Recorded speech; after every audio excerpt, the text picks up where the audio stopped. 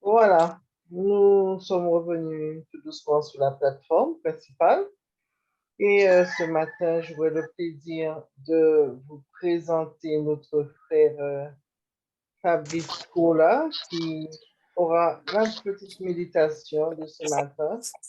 Eh bien, notre frère Patrice Cola nous vient de la Martinique, c'est-à-dire qu'il est originaire de la Martinique. Et depuis 26 ans, il vit à la Guyane. Il est marié, il est père de 4 enfants, 3 filles et un garçon. Dans l'œuvre, il est ancien de l'église de Bénézère à Cayenne. Et très récemment, il était responsable des JA. C'est un homme très engagé dans la mission.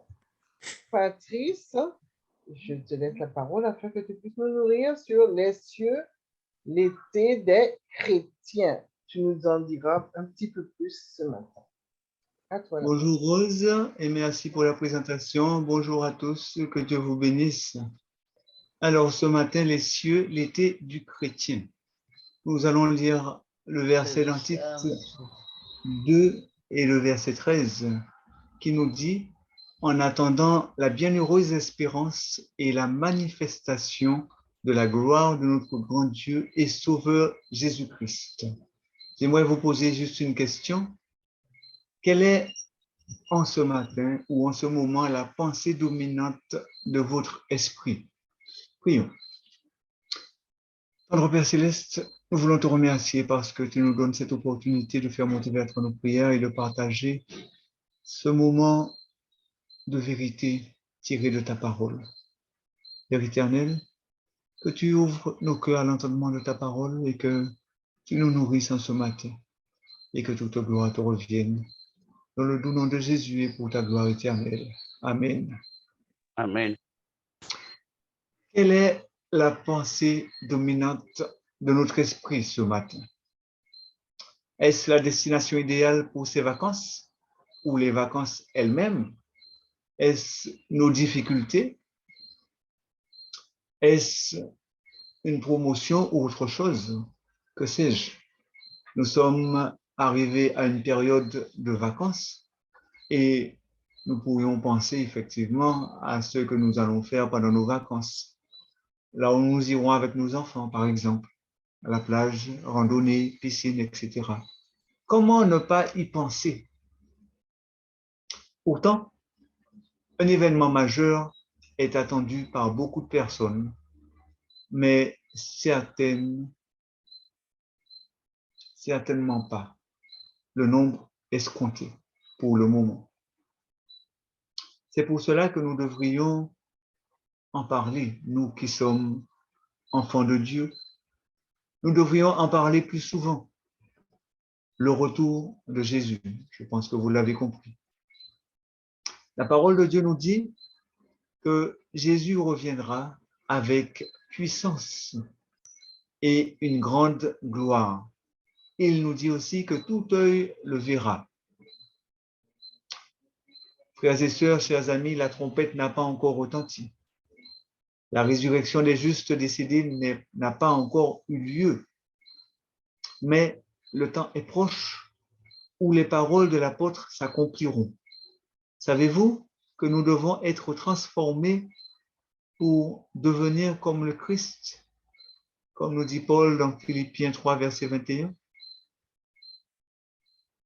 Chers frères et sœurs, sans perdre de temps, nous devons faire passer les vertus de Christ dans notre vie quotidienne. Nous ne devons pas échouer dans le développement de notre caractère, sinon nous perdrons la vie éternelle. Nous ne devons pas échouer dans le perfectionnement, dans le développement de notre caractère, sinon nous perdrons certainement la vie éternelle. Quelle est la pensée de nos cœurs en ce moment? Nous devons bâtir sur des fondements véritables. Nous devons faire l'œuvre du Christ en veillant, en priant sans cesse. C'est alors que nous serons prêts pour la vie éternelle. Chers amis, nous devons combattre avec ferveur. Nous devons nous faire violence si nous voulons que les pensées de nos cœurs se tournent vers le ciel. Si nous voulons être vainqueurs, être victorieux. Vous savez que le Christ connaît vos faiblesses. Le Christ connaît nos faiblesses et nous pouvons aller à lui chaque jour pour obtenir son aide. Et en obtenant son aide, nous pourrons à notre tour aider d'autres à obtenir cette aide. Nous devons et nous pouvons partager la parole de Dieu, car les temps sont mauvais et le peuple a soif de Dieu.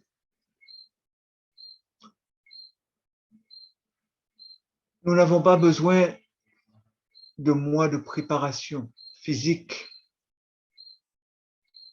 mais nous devons triompher au quotidien. Il y a des personnes qui s'entraînent pendant des mois et des mois pour des matchs, pour des compétitions. Et la parole du Seigneur, la servante du Seigneur nous dit que nous devons triompher au quotidien. Nous avons une lutte quotidienne et nous devons triompher chaque jour, à chaque instant. La terre est le lieu de préparation pour cet été.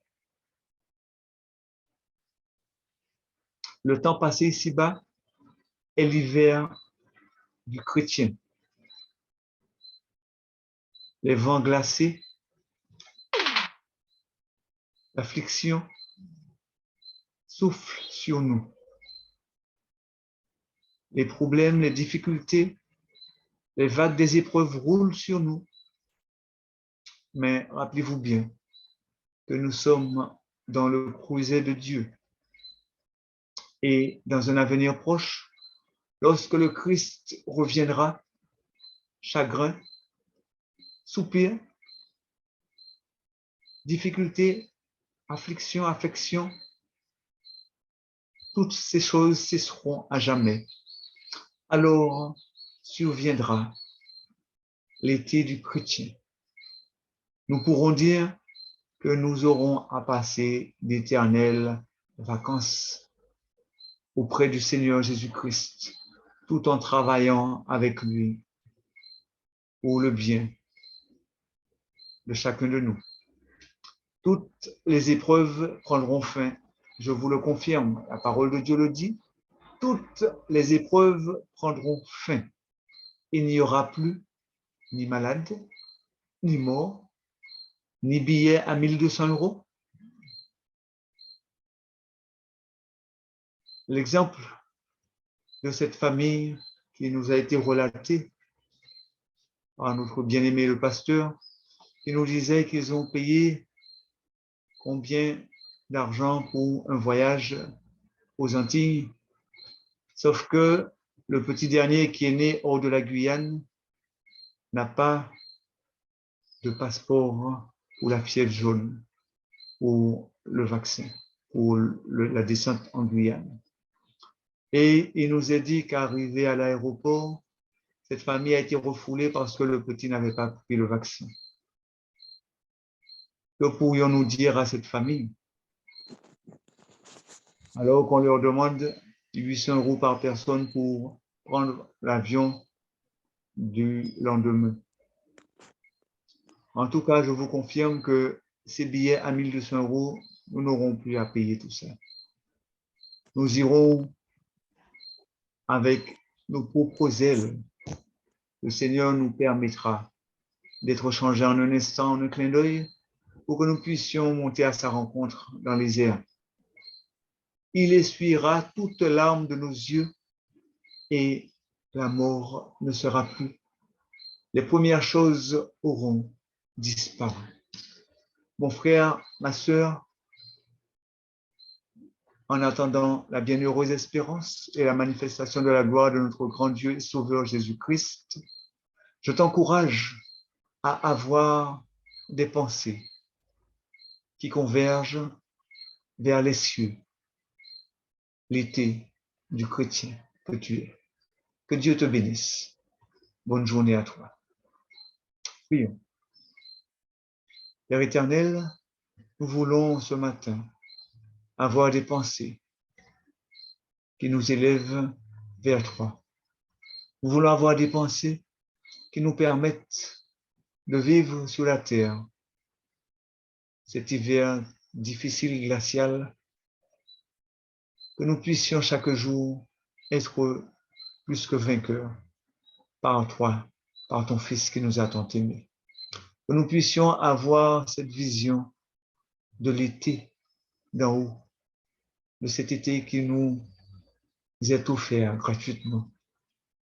Cet été dans lequel nous aurons à vivre la vie éternelle avec nos frères et sœurs, avec nos amis disparus, avec ceux qui auront fait ta volonté.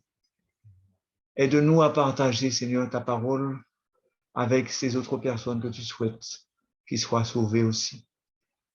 Que ta volonté se fasse dans le cœur de chacun de nous et que toute gloire te revienne dans le doux nom de Jésus. Amen. Bonne journée à chacun. Amen. Que l'Éternel vous bénisse. Amen. Fermez vos micros. Nous sommes dans le creuset de Dieu et notre éternelle vacances seront auprès de Dieu car toutes les difficultés ont fini. C'est sur cette méditation de notre frère Kola. Donc, nous le remercions pour cette belle méditation. Je vous remercie tous qui êtes connectés ce matin et que Dieu vous bénisse. Dans les annonces, j'ai oublié de vous dire que